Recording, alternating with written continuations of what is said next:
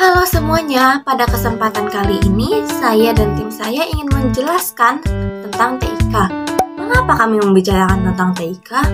Karena dalam dunia modern, TIK sangat diperlukan karena sebagian besar dari aktivitas manusia menggunakan internet maupun perangkat digital. Tetapi kita tidak saja menggunakan TIK di sekolah, tetapi kita juga dapat menggunakan ilmu TIK di rumah.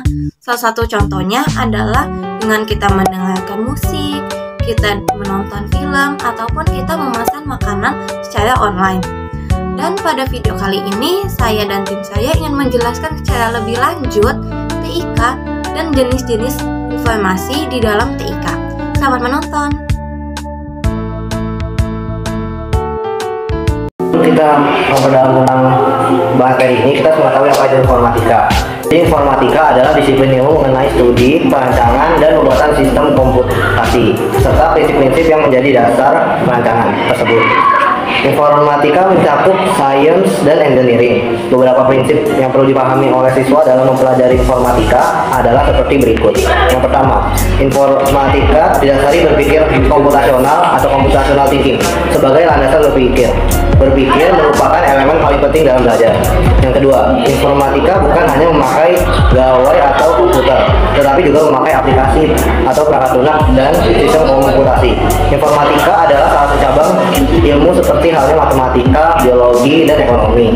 Yang ketiga, informatika terdiri atas konsep dan praktik dikemas dalam aktivitas pembelajaran yang diharapkan akan menjadi pengalaman belajar yang menyenangkan, bermakna, dan berkesan. Yang keempat, informatika merupakan ilmu yang berinteraksi dengan semua bidang lain. Oleh sebab itu, setelah belajar informatika, kalian perlu memikirkan apa kaitannya dengan mata pelajaran yang lain. Apa yang kudapatkan pada pembelajaran informatika, apa yang dapat membantuku untuk memahami mata pelajaran lain dengan lebih baik, dan sebaliknya.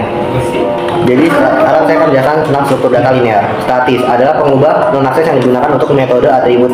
Yang kedua, dinamis. Dinamis adalah pemrograman atau metode pemecahan masalah dalam pemrograman komputer. Yang ketiga, array adalah kumpulan variabel yang mempunyai tipe data yang sama identitas dengan memakai satu nama saja. Yang keempat, queue atau antrian adalah suatu kumpulan data yang penambah elemennya hanya bisa dilakukan pada suatu ujung, disebut dengan sisi belakang atau ref. Dan penghapusan atau pengambilan elemen dilakukan lewat ujung yang lain disebut dengan sisi depan atau front. Yang kelima, stack atau tumpukan adalah suatu struktur data terbentuk dari barisan hingga yang terstruktur dari satuan data. Yang keenam, link. List dikenal juga sebutan serantai berantai atau struktur data yang terdiri dari urutan record data di mana setiap record memiliki field yang menyimpan alamat atau referensi dari record selanjutnya.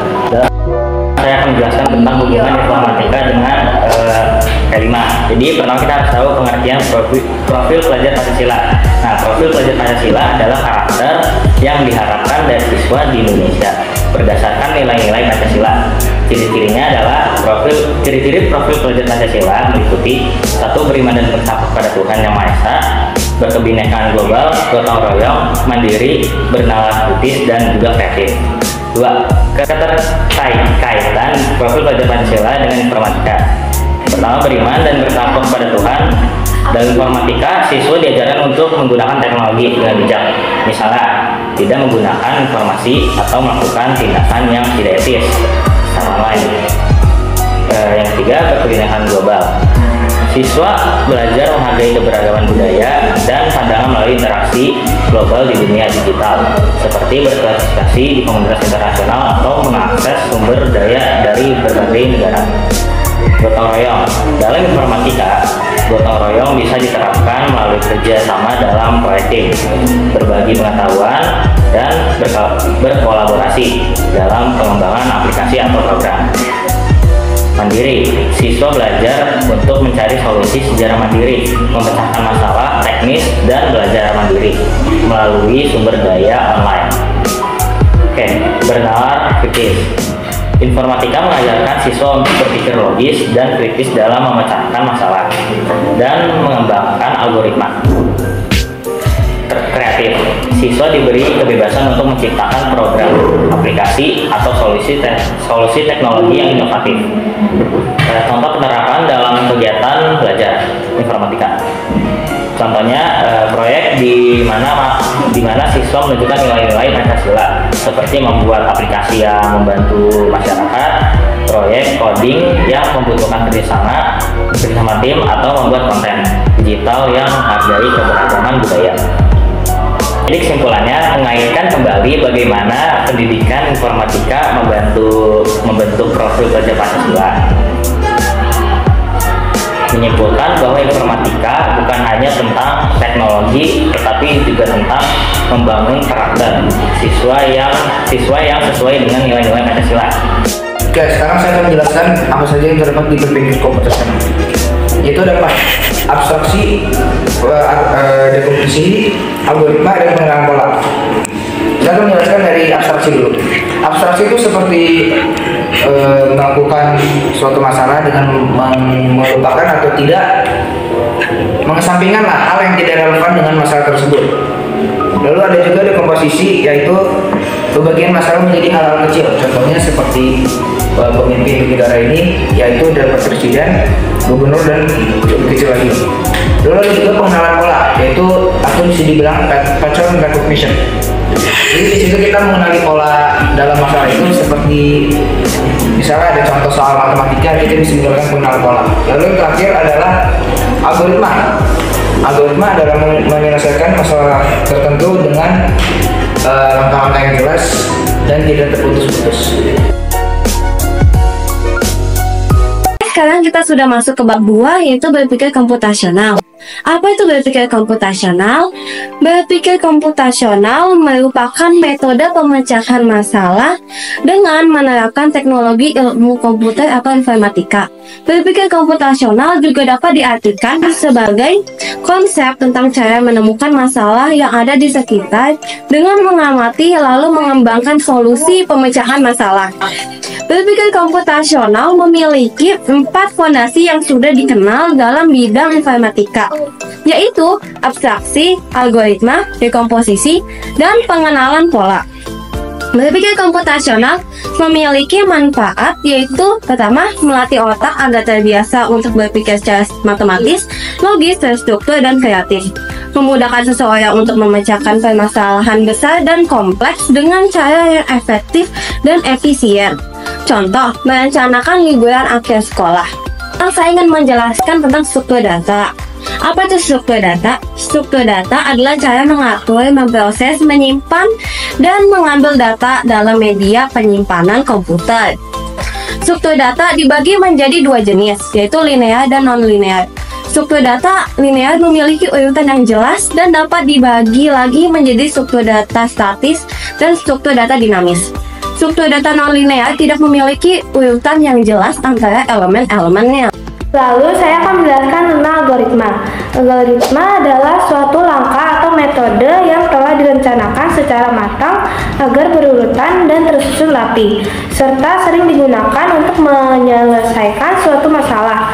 Fungsi utama dari algoritma sendiri adalah membantu para programmer dalam merencanakan maupun menulis kode secara efektif, efisien, dan bisa dipahami dengan mudah.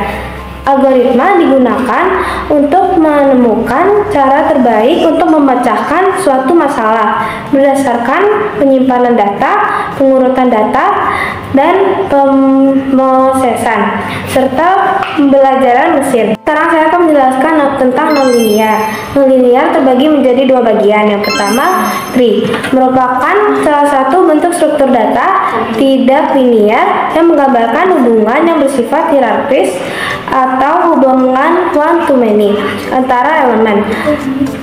Algoritma grafik adalah metode yang digunakan untuk memanipulasi dan menganalisis grafik, memecahkan berbagai masalah seperti menemukan jalur terpendek atau mendeteksi siklus. Sekarang kita lanjut ke materi ekspresi dan operasi logika. Apa sih itu ekspresi dan operasi logika? Ekspresi dan operasi logika adalah konsep penting yang digunakan dalam pemrograman untuk membuat keputusan dan mengontrol alur program.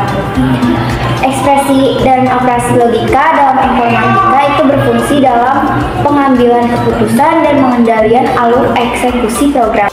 Lanjut ke materi definisi tentang ekspresi logika. Ekspresi logika dalam konteks informatika itu dapat diartikan sebagai pernyataan yang dapat bernilai benar atau salah dan dapat digunakan untuk mengevaluasi nilai. Misalnya A lebih kecil dari B adalah ekspresi logika yang dapat bernilai benar atau salah tergantung pada nilai A dan B yang diberikan. Ekspresi logika ini digunakan untuk mengajukan pertanyaan kepada program komputer dan menjadi dasar komputasi. Ekspresi logika juga dapat digunakan untuk yang pertama, memeriksa kesamaan nilai dari dua data atau lebih.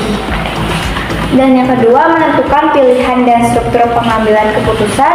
Lalu yang ketiga adalah menghitung semua kemungkinan kombinasi input dan output. Lalu kita lanjut ke definisi operasi logika. Operasi logika atau yang disebut juga sebagai operator logika adalah konstanta yang digunakan untuk menghubungkan dua atau lebih rumus atau variabel. Operator logika ini memiliki fungsi untuk memeriksa kesamaan nilai dari dua data atau lebih. Selain itu, operator logika juga dapat digunakan untuk menghubungkan nol atau lebih pernyataan-pernyataan. Operator logika umumnya meliputi AND, OR, dan NOT. Selama hari ini, sekarang saya akan memberikan latihan soal dengan jawaban. Jadi, yang pertama soal, sebutkan contoh penerapan hukum pajak Pancasila dalam kehidupan sehari-hari, serta alarm untuk melakukannya. Oke, jadi jawabannya berkebinekaan global, menghargai perbedaan budaya. Habis itu halangan itu prasangka sosial. Habis itu berparalel, kerjasama dalam tugas pokok. Halangannya itu sikap individualis. Habis itu kreatif, menciptakan inovasi baru. Halangannya fasilitas yang terbatas. Untuk soal nomor 2, apa manfaat dari komputer dan internet dalam kelima? Jadi jawabannya adalah manfaat dari komputer dan internet dalam P5 atau proyek penguatan hukum dasar Pancasila adalah akses informasi luas melalui kelas online, berbagai materi pembelajaran mandiri. Jadi yang pertama, akses informasi mempermudah siswa mencari referensi dan sumber belajar. 2, kolaborasi daring memungkinkan kerjasama antar siswa dan dari berbagai lokasi. 3, efisiensi waktu mempercepat komunikasi dan pertukaran data. Jadi soal yang ketiga adalah apa dampak sosial informatika terhadap sosial? Oke, jawabannya dampak informatika pada sosial yaitu terjadi perubahan dalam cara berkomunikasi dengan orang lain, produktivitas dalam dunia kerja meningkat, serta muncul dan berkembangnya berbagai komunitas online atau daring. Nah, sekarang kita lanjut ke soal bab 2. Yang pertama, sebutkan dan jelaskan manfaat berpikir komputasional dalam kehidupan sehari-hari. Jadi jawabannya yang pertama, membantu memecahkan masalah kompleks dengan menghilangkan hal-hal yang tidak relevan atau abstraksi. Contohnya soal cerita bahasa Indonesia. Yang kedua, melatih otak untuk berpikir secara logis atau terstruktur atau algoritma. Contohnya membuat tutorial memasak. Yang ketiga, membantu merumuskan masalah dengan menguraikannya menjadi bagian-bagian yang lebih kecil atau dekomposisi. Contohnya pembagian tugas OSIS. Yang keempat, memiliki kemampuan untuk mengendalikan pola dan kesamaan dalam data dan informasi yang diberikan. Contohnya smartphone yang bisa mengendalikan wajah dan suara penggunaannya. Lalu kita lanjut ke soal nomor 2, sebutkan dan jelaskan perbedaan struktur data linear dan non-linear. Oke, jadi jawabannya, perbedaannya adalah cara mereka menyimpan data. Yang pertama, struktur data linear, elemen data dihidupkan secara berurutan dengan setiap elemen terhubung ke hadiah sebelumnya dan berikutnya. Contohnya, sistem pertemanan di Instagram atau Facebook. Yang kedua, struktur data non-linear, elemen data dihubungkan secara hierarki muncul di berbagai tingkatan, contoh sistem pekerjaan. Lalu kita lanjut ke soal ketiga, sebutkan perbedaan tree dan dump dalam struktur data. Jawabannya itu, tree sering digunakan untuk mencari, menyimpan, dan menurunkan data secara cepat. Sementara itu, graph sering digunakan untuk merepresentasikan struktur data yang kompleks seperti jaringan komputer, sistem transportasi, atau hubungan antara objek dalam dunia nyata. Lalu kita lanjut ke soal keempat. Sebutkan fungsi ekspresi dan operasi logika. Jawabannya adalah fungsi dari ekspresi dan operasi logika dalam informatika adalah untuk mengambil keputusan dan pengendalian alur eksekusi suatu program. Fungsi ekspresi logika yang lain juga adalah untuk mengevaluasi nilai. Lalu fungsi lain dari operasi logika adalah untuk memeriksa kesamaan nilai dari dua data atau lebih. Kesimpulan dari materi kami kali ini adalah informatika adalah disiplin ilmu yang melibatkan perancangan dan pembuatan sistem komputasi berbasis pemikiran komputasional. Mata pelajaran ini tidak hanya berfokus pada penggunaan perangkat, tapi juga mencakup pemahaman prinsip dasar, algoritma, struktur data, serta dampak sosial teknologi. Profil pelajar Pancasila yang diintegrasikan dalam pengajaran informatika tujuan untuk membentuk siswa yang kritis, kreatif, kolaboratif, dan beretika. Berpikir komputasional melatih siswa untuk memecahkan masalah secara logis dan terstruktur. Sementara pemahaman tentang struktur data dan algoritma penting dalam pengembangan solusi teknologi. Terima kasih.